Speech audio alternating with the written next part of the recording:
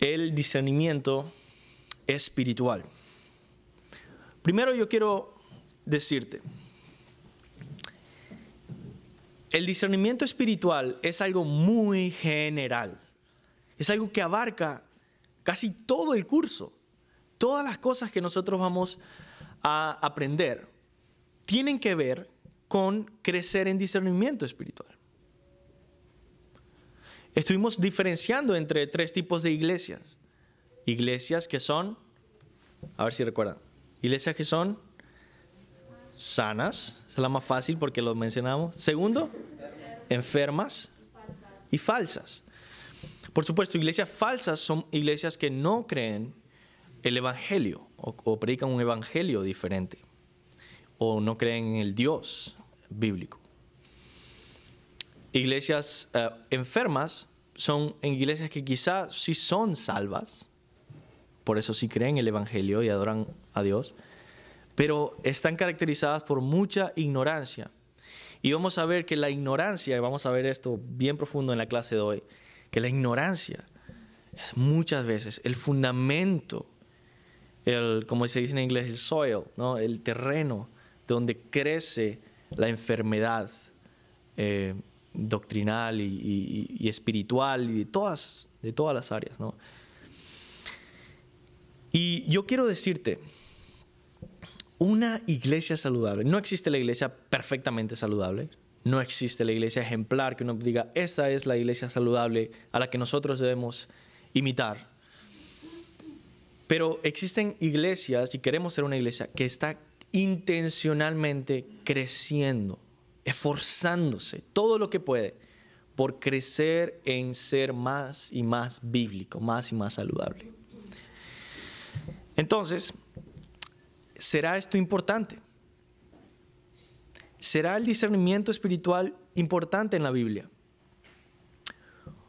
Bueno, la humanidad, y déjame comenzar por esto, la humanidad entera fue arruinada por falta de discernimiento. A Adán y a Eva les faltó discernimiento y condenaron a la humanidad. Qué interesante esto, ¿no? Cuando la serpiente viene a tentarles, si hubieran tenido un poquito más de discernimiento y decir, ¿sabes qué? Una serpiente tentándonos a desobedecer al Señor, creo que eso está mal. Creo que no vamos a seguir lo que nos está diciendo, pues la humanidad no hubiera sido arruinada. Por supuesto, era el plan de Dios, así que iba a pasar igual. No es que pobrecito hubiera sido todo hermoso. El plan de Dios es eterno y el pecado de Adán y Eva no le tomó por sorpresa, por supuesto, a Dios. Pero eso es importante, la falta de discernimiento, mira a dónde nos llevó. El pueblo de Israel, después de que Adán y Eva pecaron, se multiplicaron, vinieron descendencia de Adán y Eva por Caín, porque Caín mató a Abel y no pudo seguir ahí, así que volvieron a tener a Seth. Y, en fin, continuó la descendencia de Adán y Eva de varias maneras. Fueron naciones y pueblos. Y entre esto tenemos a Abraham, que no necesariamente era una persona demasiado buena, simplemente Dios tenía un plan e incluyó a Abraham ahí y dijo, yo te voy a bendecir y bendecir a las naciones por medio de ti. Bueno, la gracia del Señor no la podemos entender. Y de ahí vino la descendencia de Abraham, el pueblo de Israel.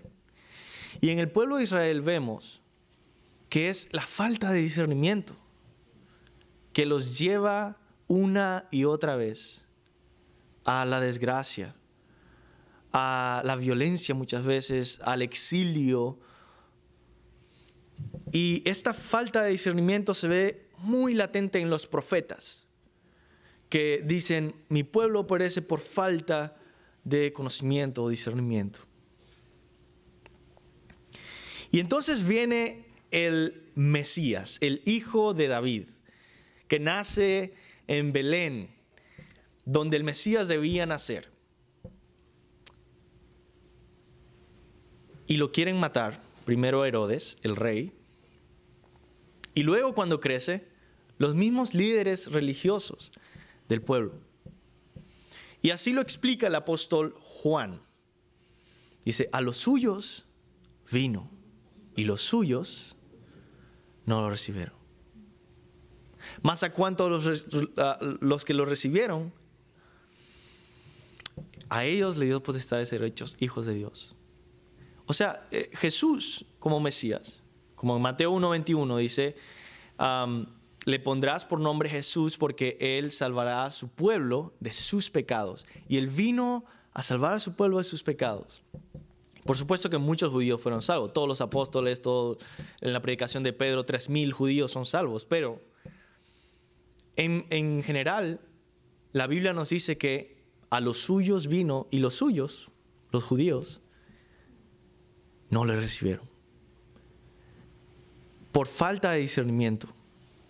Y le vieron caminar y hacer milagros y dijeron, este echa fuera demonios por medio de Belcebú, del demonio. Y dice la palabra que en los últimos días muchos serán engañados. Y muchos se apartarán del Señor y su amor se enfriará. Y todo esto, hablando de los últimos días, nos habla de una falta de discernimiento. Así que, ¿será importante en la Biblia el discernimiento espiritual? ¿Ustedes qué creen, hermano? Claro que sí. Entonces vamos a tratar de definir bien qué es esto.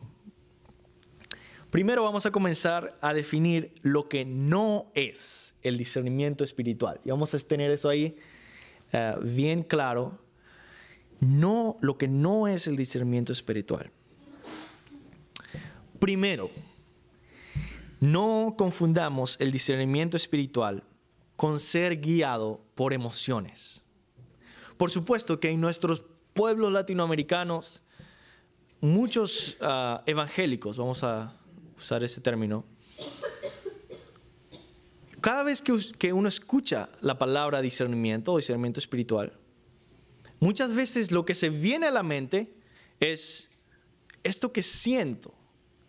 Hay una emoción ahí gobernando mi juicio, por así decirlo, mi distinción entre estas personas. Entonces, en muchas iglesias se va a escuchar ese término discernimiento espiritual para hablar realmente de ser guiado por emociones, prejuicios a veces. Y uno dice, tal hermano, yo creo que andan en algo mal. Quizá te cae mal el hermano. Y quizá no anda en algo mal. Pero tú crees que es discernimiento espiritual porque tú defines discernimiento espiritual como esta emoción, este sentimiento que te guía a hacer una distinción, un juicio, no en el sentido negativo, pero una decisión en cuanto a si esta persona o esta obra es buena o mala. Pero eso no es discernimiento espiritual, hermanos. Y vamos a dejar eso bien claro para todos nosotros. De hecho, eso muchas veces causa división en la iglesia. Porque no existe ningún tipo objetivo de acusación contra el hermano. Quizá no cometió ningún pecado, no hay ninguna evidencia, no hay nada. Simplemente, no, yo no confío en ese hermano, es que siento algo. Y otra persona puede sentir lo mismo acerca de ti y crea división. Así que quite esa definición de su mente. No es ser guiado por emociones. Segundo, no confundamos discernimiento espiritual con criticismo o murmuración. Andar criticando a las personas, andar murmurando, andar diciendo, bueno, no sé, esto siento que está mal. Y dice, wow, esta persona tiene mucho discernimiento. No. De hecho, la Biblia condena repetidas veces en el Antiguo y en el Nuevo Testamento la murmuración. El Señor mató miles de judíos que murmuraban contra Moisés. El Señor aborrece la murmuración. Y eso no es discernimiento espiritual. Eso no es un fruto del Espíritu. De hecho, Jesucristo, que es en Mateo 18, nos habla de qué hacer cuando un hermano peca contra nosotros. Y en ningún lado dice murmurar. Dice, ve a solas con tu hermano y confróntale, dile que ha pecado. Si no te escucha, ven con 2 o 3 testigos. Y si no te escucha, llévalo a la congregación.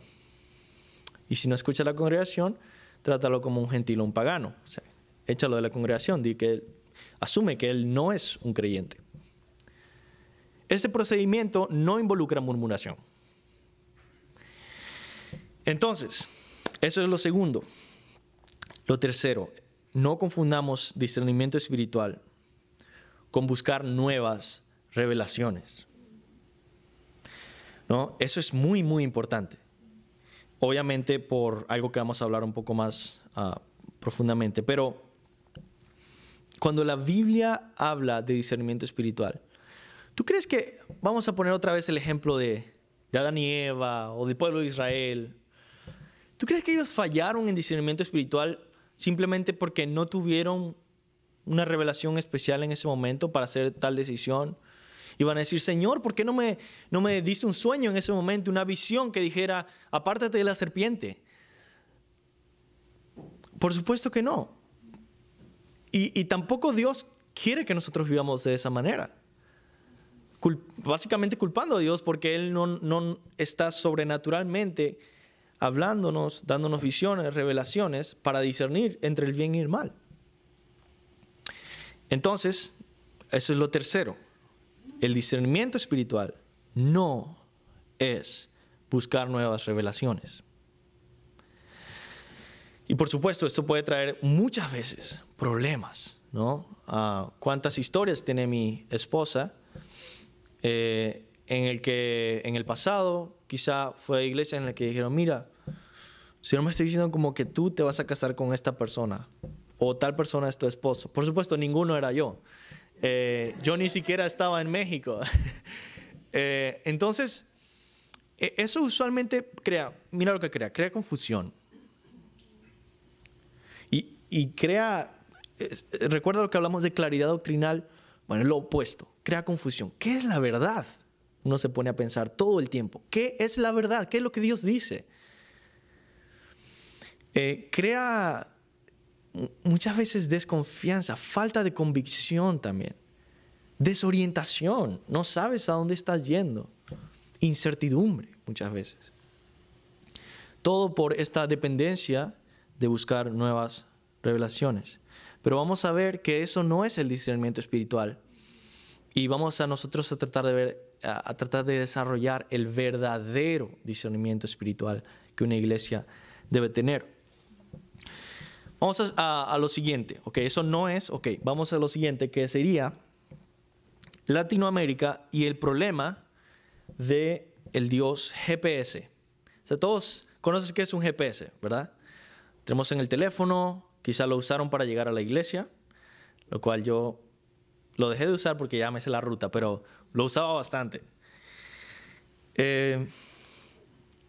Yo quiero contarte una historia para ilustrar cuál es este problema. Y digo Latinoamérica no porque es el único lugar donde ocurre este problema. Por supuesto que no. Ocurre en todo el mundo, ¿no? Uno va a África y por supuesto que es ese problema. Pero digo Latinoamérica primero que todo porque nosotros estamos hablando en español aquí y todos somos hispanos. Así que, ¿por qué voy a hablar del problema en Asia? O sea, y segundo, porque es lo que yo conozco también y lo que yo he visto. Está el problema ahí en Latinoamérica.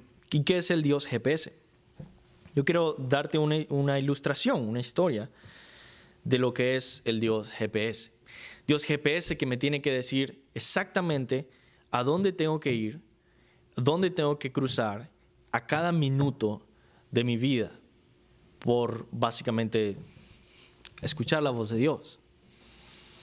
Y eso nos puede llevar a varios problemas.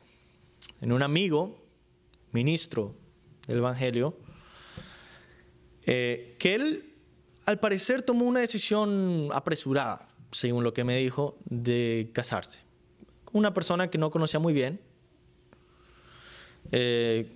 Estuvieron casados como unos pocos meses y luego él me dijo, bueno, ¿sabes qué? Yo quiero, vamos a divorciarnos. Y por supuesto yo tuve que conversar con esta persona, estaba en Venezuela, y decirle, vamos a hablar esto mejor. Vamos a hablar, a ver qué dice la Biblia, ¿no? Y también le hice preguntas. ¿Por qué crees que te tienes que divorciar? No, es que no quiere estar en el ministerio, al parecer quiere mudarse a otro lado, en fin. Ok. Y estuve indagando más. Dame las razones. Quiero entender las razones por las que tú crees. Porque él me decía que la voluntad de Dios, él sentía que la voluntad de Dios era que se divorciara. Ahora, esto es una ilustración perfecta del Dios GPS. La voluntad de Dios, o sea, el próximo paso que Dios me está diciendo, dobla a la derecha. Lo que Dios me está diciendo es bueno que te divorcies ahorita. Ok. Quiero indagar más en esto y digo, dame las razones. Yo pude identificar 3 razones claras que me dijo. Primera razón es que siento paz en mi corazón. Y no sé si has escuchado esto, por supuesto, es muy popular. Pero eso es una de sus razones. Siento paz en mi corazón al pensar en tomar esta decisión. ¿Ok? Segunda razón que identifiqué es que él había pedido una señal, ¿no? Una señal de Dios. Tú eliges la señal y si Dios la hace, entonces está confirmando que eso es lo que el GPS está diciendo. Dobla a la derecha. Divórciate. La señal, muy tonta, la verdad, no se las voy a compartir, pero pasó. O mejor dicho, no pasó. La señal era que no pasara algo y no pasó. Bueno, ahí lo dejo. Tercero y último. Él había escuchado en un programa de televisión cristiano, entre comillas, algún profeta que él había interpretado como que Dios le había animado a continuar en esa decisión.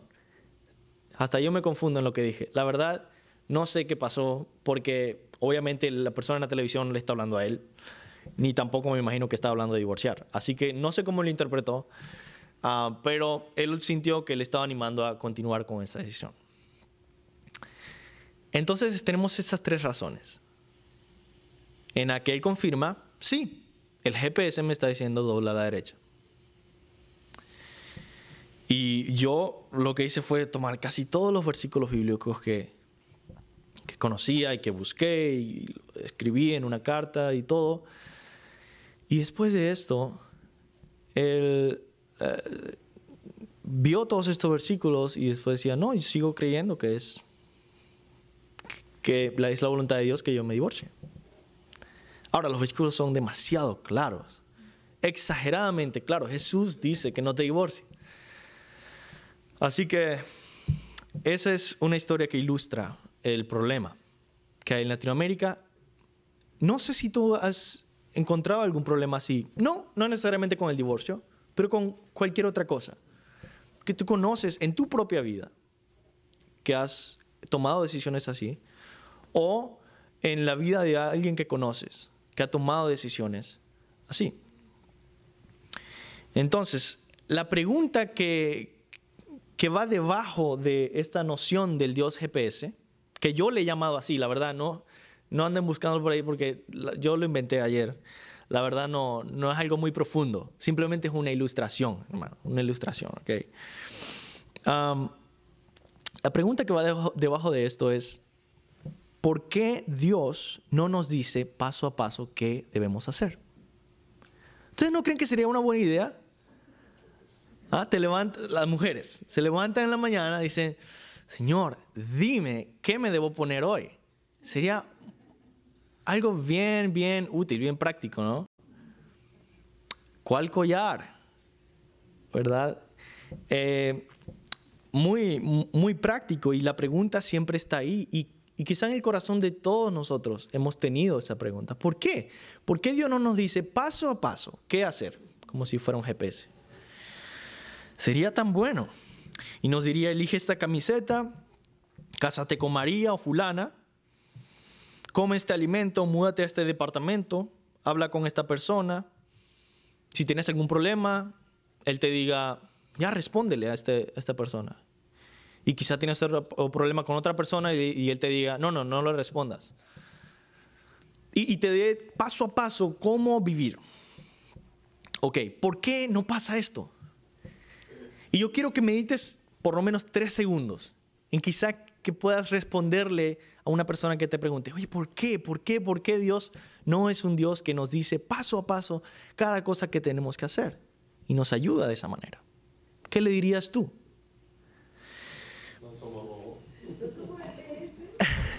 Y aquí tengo una respuesta de qué es lo que yo le diría. Y ahí está. Dice, primero le citaría 2 versículos, ¿no? Primero, Deuteronomios 29, que no está aquí, que dice lo siguiente, escucha este versículo. Las cosas secretas pertenecen al Señor nuestro Dios, mas las cosas reveladas nos pertenecen a nosotros y a nuestros hijos para siempre, a fin de que guardemos todas las palabras de esta ley. Las cosas secretas pertenecen a...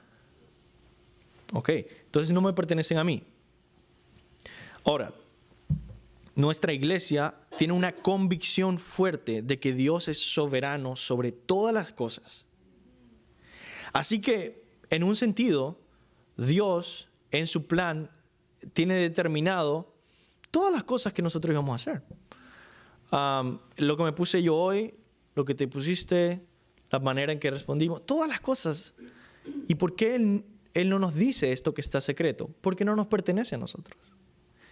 De hecho, recuerden esos pasajes donde a veces los discípulos le tratan de sacar esta información a Jesús. Dime cuándo el reino vendrá, cuándo vendrá la gloria, cuándo pasarán estos últimos días, cuál es la fecha. Y Jesús dice, a ustedes no les concierne eso. Tanto en los evangelios como en Hechos les dice lo mismo. A ustedes no les pertenece el saber el día y la hora. Así que eso pertenece al Señor. Ahora, ¿qué nos pertenece a nosotros? Lo revelado. Las cosas, te sigo leyendo, las cosas reveladas nos pertenecen a nosotros y a nuestros hijos para siempre, a fin de que guardemos todas las palabras de esta ley. Las palabras de esta ley son las cosas reveladas, no otras cosas reveladas, estas cosas reveladas. Entonces, aquí tienes lo que te pertenece a ti y a mí. Entonces, vas a elegir tu vestuario. Quizá tú llenas tu mente de las cosas reveladas y dices, bueno, el Señor nos habla de modestia. Y nos habla de, por ejemplo, no enfatizar tanto el exterior. Entonces vas con principios que te ayudan a tomar decisiones. Y dices, está bien, no me voy a poner una minifalda, por ejemplo, en el que se ve casi todo. Porque no creo que esto va acorde a los principios bíblicos. Y es una decisión que tú tomaste, ¿ves? Que tú tomaste. El pastor no te dijo que lo hicieras. Dios no te reveló que lo hicieras. La Biblia, que es las cosas reveladas, te ayudó a discernir. Y ahí va el Salmo 37:4, que dice, deleítate a sí mismo en Jehová, y Él te concederá las peticiones de tu corazón. Ahora, es muy famoso este versículo. Todos hemos escuchado este versículo alguna vez quizá. Y muchas veces se interpreta como lo siguiente. Sé un buen cristiano y Dios va a prosperar tu camino. Dios va a conceder las cosas que tú vas a estar queriendo, y en fin, tus deseos de ir a París, en fin. Es un buen deseo. No me gusta París, pero Italia, ¿verdad? Hermosa Italia. Ahora, eso no es lo que significa el versículo. No quiere decir que no hay otros versículos en la Biblia que quizá mencionan ese tipo de principios. Puede ser que sí. Pero en este versículo dice que tú te deleites en Dios, en Yahvé, en Jehová. Y cuando pasa esto, cuando tienes un corazón, y el secreto está en la palabra corazón, cuando tu corazón es un corazón que se deleita en Dios, que ama a Dios y lo que Dios hace y lo que Dios ha dicho y los planes de Dios, tienes el corazón de Dios. Cuando tienes el corazón de Dios, Dios te concederá las peticiones del corazón de Dios. Entonces, tú comienzas a tener un celo más evangelístico y Dios te va a conceder esas cosas. Porque esa es su voluntad, hermanos. Obviamente, esa es la voluntad de Dios. Que hagamos discípulos, que seamos santos, en fin. Entonces, no es, yo me porto bien para obtener beneficios de hacer otras cosas que yo quiero hacer que no tienen nada que ver o a veces contradicen a lo que Dios quiere, ¿no? Por ejemplo, yo quiero ser millonario porque amo el dinero. Así que si me porto bien, Dios me va a conceder esos deseos. Wrong, dice, ¿no? El Señor habla bastante en contra del amor al dinero. Así que sería más bien el Señor transforma mi corazón y quizá en cuanto al dinero uno empieza a decir, yo quiero ser más generoso. Quiero dar más a la iglesia. Quiero ayudar más a mis hermanos. Quiero dar más a la viuda y el huérfano y al necesitado. Y comienzas no solo a querer hacerlo, sino comienzas a dar y comienzas a tratar de hacerlo. Y el Señor te va a conceder el dar más.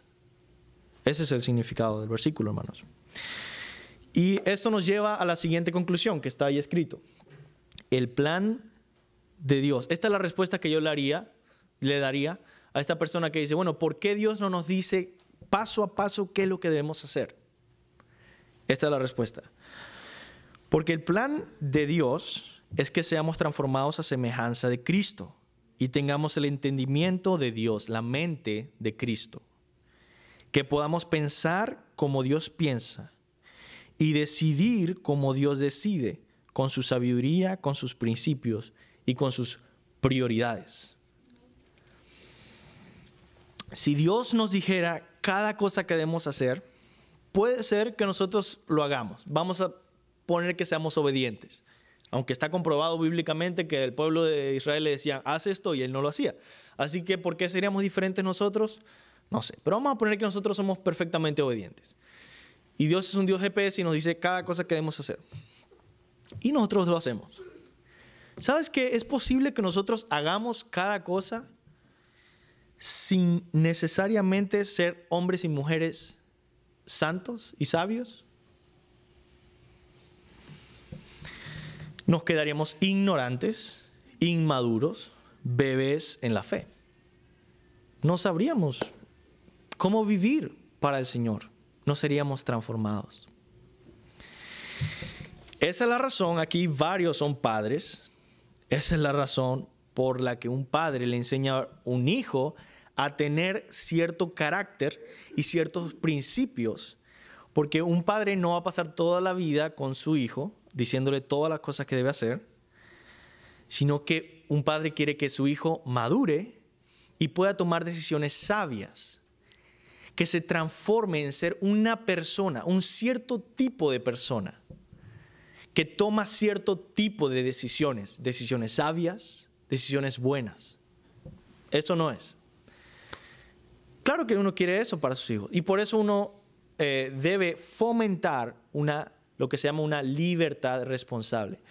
Una manera en la que se crea esta libertad en la que el hijo, con la instrucción del padre, puede comenzar a tomar decisiones que reflejan un carácter más santo, más de Dios y menos del mundo.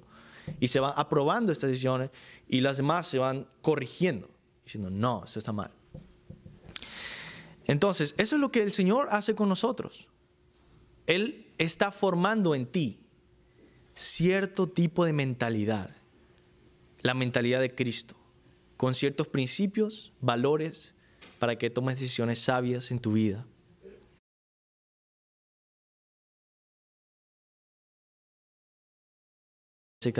Cada vez más a ti.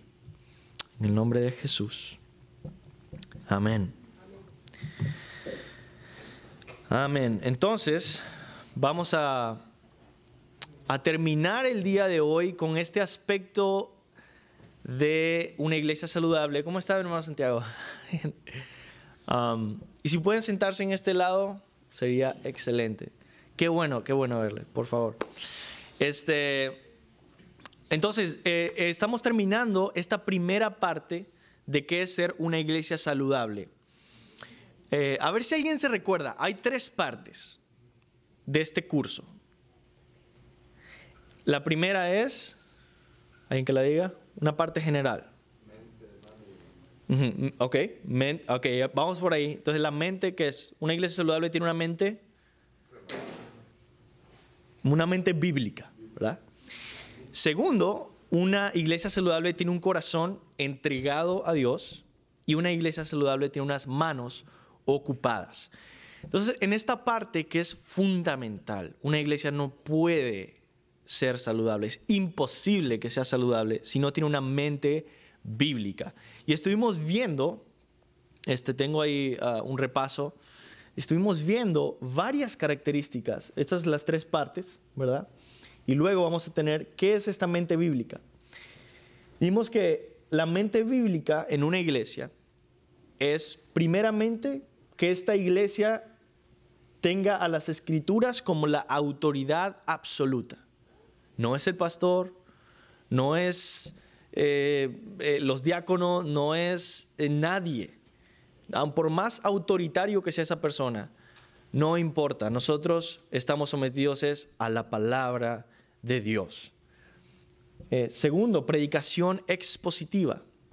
Una forma de predicar en la que se enfatiza qué dice el texto bíblico, no mis ideas y no consejos que yo pueda escuchar por ahí que yo quiero compartir, sino qué dice la Biblia. Ese es el tipo de predicación. Tercero, vimos qué es la teología bíblica. Eso fue la semana anterior. Ese es, como les dije, ese es el término más técnico que vamos a tener en todo el curso, es teología bíblica. ¿Por qué? Porque cuando uno escucha teología bíblica, uno asume, yo sé lo que están hablando. Es teología, que es el estudio de Dios, es un entendimiento de Dios, que sea bíblico. Bueno, eso no es lo que estamos hablando. Estamos hablando de un término técnico que se llama teología bíblica. Es una disciplina en la que uno conecta toda la historia de la Biblia, de tal manera que todo tiene un sentido y va en una dirección. Y le estamos en la primera clase, hace unos meses atrás, vimos que había la creación, después la caída, después la redención y luego la nueva creación o la consumación. Entonces bueno, la R por ahí y ya después otra vez la C, ¿no? Creación, caída, redención, consumación. Es una historia que se va desarrollando. Y ver a la Biblia con este sentido en el que Jonás no es simplemente una historia. Jonás está conectado con algo que estaba pasando anterior, con un plan de salvación que viene desde Génesis, en el que en Génesis 3:15 Dios le prometió a Eva que de su simiente iban a ser una persona que iba a aplastar la cabeza de la serpiente. Y eso se va desarrollando por toda la Biblia. Llegamos a Apocalipsis, donde la serpiente, que es Satanás, es destruida totalmente, ¿no? Eso es teología bíblica, es técnico. Y ahí uno puede pasar muchísimos años estudiando esto y queremos que cada sermón, que cada enseñanza tenga un aspecto de teología bíblica en el que se conecta con toda la Biblia, ¿ok? Claridad doctrinal. No sé si recuerdan de esa clase, hace 2 semanas. Muy importante. Porque hay demasiadas iglesias que no saben lo que creen y si es que son claros en lo que creen, a veces creen cosas que no son bíblicas, ¿no? Como los unitarios, por ejemplo, que creen que la Trinidad no existe, que solamente una sola persona, es el Padre, es Dios y lo demás no es Dios. Entonces ellos son claros en lo que creen, pero es errado, ¿no? Uno tiene que tener claridad doctrinal en las cosas, en la doctrina sana.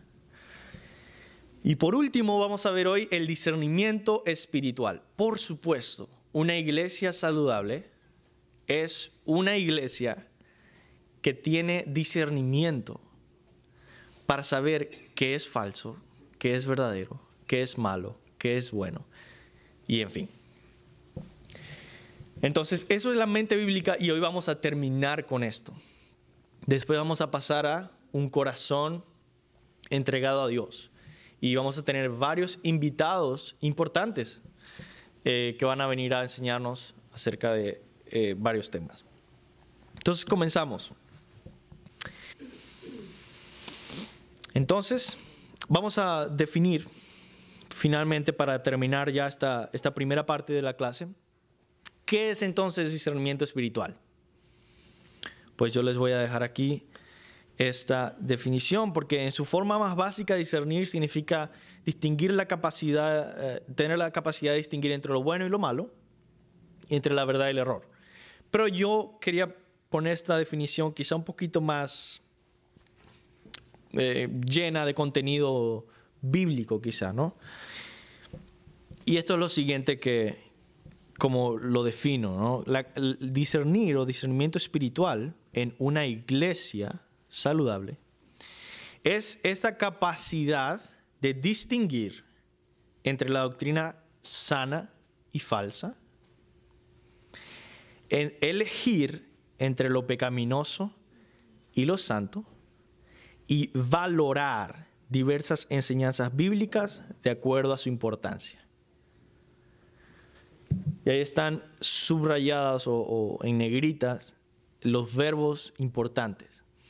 Entonces, el discernimiento espiritual en cada uno de nosotros y en nuestra iglesia debe tener este contenido. Debemos distinguir entre la doctrina falsa y verdadera. Nosotros no vamos a tener un invitado que viene y enseña cualquier cosa y uno dice, ay, la verdad me pareció raro, pero no sé si eso es verdad o no. No sé si eso es falso, no sé si eso es sana doctrina, no sé si eso lo inventó él. Eso está mal, eso es falta de discernimiento. Ahora, lo que sí debemos es tener una claridad doctrinal tal que nosotros podemos discernir. No, esta persona está equivocada. O no, esta persona, gloria a Dios, está diciendo la verdad bíblica. Segundo, elegir entre lo pecaminoso y lo santo. Porque una cabeza bíblica no hace nada sin tener un corazón que ama al Señor y camina en los mandamientos de Dios. Así que debemos saber cómo elegir, tomar decisiones, pasos de obediencia, como iglesia y como individuos, que son elegir al Señor en vez del mundo, elegir lo santo en vez de lo pecaminoso. Y eso es parte de tener un discernimiento espiritual. Y es lo que Israel, por supuesto, no tuvo. Y tercero, valorar diversas enseñanzas bíblicas de acuerdo a su importancia. Y creo que esta parte es un poquito la más, no complicada, pero, como dicen en inglés, nuance, ¿no? Es sutil, ¿no?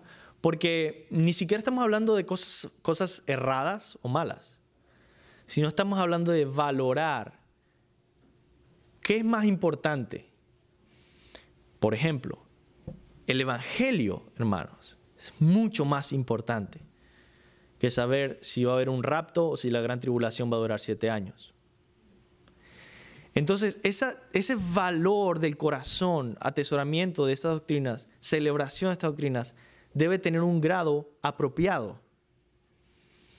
La doctrina de Dios debe ser valorada muchísimo más que quizá otras enseñanzas bíblicas. Y cuando hay un desbalance y se valora muchísimo más, por ejemplo, la parte escatológica, la parte de qué va a ser en el final, y muchas veces se denigra el evangelio, ahí empieza a ser una iglesia enferma. Aunque quizá son bíblicas las dos cosas, quizá no. El desbalance es importante en el discernimiento espiritual, ese valor del corazón. ¿Ok? Y ahí terminamos con la primera clase. Entonces, ahorita abrimos un tiempo para comentarios. Por favor, comenten. Nosotros somos bendecidos por sus comentarios.